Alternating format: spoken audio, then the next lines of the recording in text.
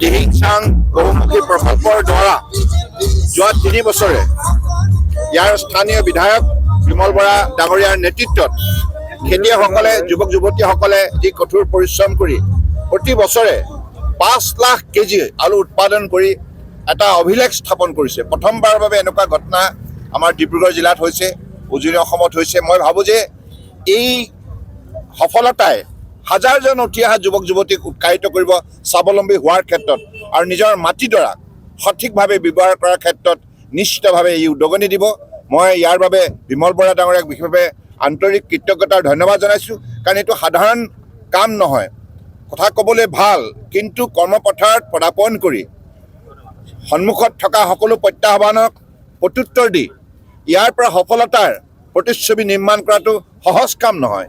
গতিকে সেই কিন্তু অসাধ্য সাধন কৰিছে আজিৰ টিংখাঙৰ যুৱক যুৱতীসকলে, খেতিয়কসকলে বিমল বৰা ডাঙৰীয়াৰ নেতৃত্বত। মই সকলোকে আন্তৰিক কৃতজ্ঞতা জ্ঞাপন কৰিছোঁ আৰু এই যিটো প্ৰচেষ্টা ই অব্যাহত থাকক সফলতাৰে আৰু টিংখাঙক আত্মনিৰ্ভৰ টিংখাং হিচাপে গঢ় দি অসমক আত্মনিৰ্ভৰ অসম কৰক আৰু তেনেধৰণে ভাৰতবৰ্ষক আগন্তুক দিনত আত্মনিৰ্ভৰ ভাৰত হোৱাৰ ক্ষেত্ৰত টিংখাঙৰ প্ৰায় উল্লেখযোগ্য বৰঙণি আগবঢ়াওক। ধন্যবাদ। আমাৰ টিংখাঙৰ খেতিয়কসকলে আজি 3 বছৰ ধৰি আলু খেতিত কিছু মনোনিৱেশ কৰিছে, কাৰণ অসম চৰকাৰৰ উদ্যোগত পেপচিকোৱে নলবাৰীত এটা FMCG ইণ্ডাষ্ট্ৰী তেওঁলোকে আৰম্ভ কৰিছিলে প্ৰায় 750 কোটি টকাৰ, য'ত বিভিন্ন খাদ্য সামগ্ৰী উৎপাদন কৰা হয়, যেনেধৰণে লেইজ, কুৰকুৰি ইত্যাদিসমূহ।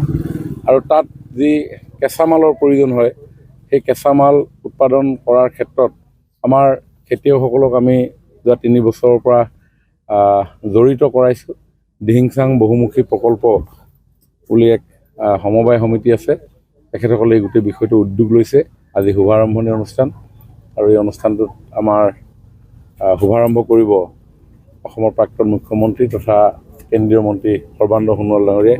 আৰু প্ৰথম বছৰৰ পৰা তেওঁৱেই এই বাণিজ্যিক শুভাৰম্ভ অনুষ্ঠানত অংশগ্ৰহণ কৰি থাকে। গতিকে আজিও তেখেত আহি আমাৰ মাজত সময়ৰ পিছত উপস্থিত হ'বহি। প্ৰায় 4 লাখ কেজি আলু আমি উৎপাদনৰ লক্ষ্য নিৰ্ধাৰণ কৰিছিলোঁ। 200 বিঘা মাটিত আমি খেতি কৰিছিলোঁ। আমি অনুমান কৰিছোঁ যে 4 পৰা 5 লাখ কেজি আমি উৎপাদন কৰিবলৈ সক্ষম হ'ম। গোটেই প্ৰজেক্টটোত 500মান লোক জড়িত হৈ আছে। 500মান লোক বিভিন্ন ধৰণে প্ৰত্যক্ষ পৰোক্ষভাৱে খেতিয়কসকলে তেওঁলোকৰ আলু ৰোপণ কৰিবৰ কাৰণে কিছু মানুহ নিয়োগ কৰিব লগা হয়, খেতি মাটি চহাবৰ কাৰণে তেওঁলোকে মানুহ নিয়োগ কৰিব লগা হয়, পৰৱৰ্তী সময়ত বিভিন্ন ধৰণৰ আল পইচা ধৰিবৰ কাৰণে মানুহ নিয়োগ কৰিব লগা হয়, আৰু হাৰ্ভেষ্টিঙতো মানুহ নিয়োগ কৰিব লগা হয়, লোডিং আনলোডিঙত মানুহ নিয়োগ কৰিব লগা হয়। এনেকৈ প্ৰায় 500 মান আমাৰ স্থানীয় ৰাইজ ইয়াত জড়িত হয়।